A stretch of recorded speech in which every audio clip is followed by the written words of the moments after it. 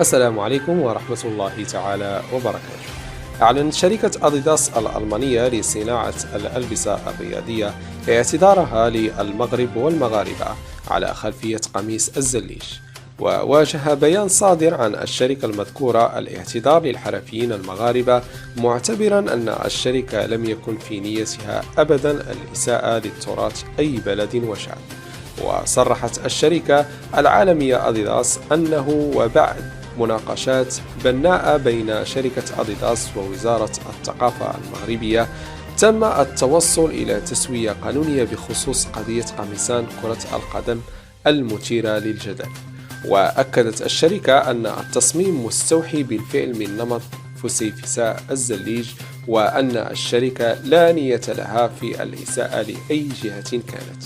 كما أكدت أنها تعرب عن احترامها العميق للشعب والصناعة التقليدية المغربية، وتتأسف للجدل الدائر حول هذه القضية. كما أنها تعارض أي عمل من شأنه يهدف استيلاء الثقافي والمساس بالإرث التاريخي للشعوب والأمم.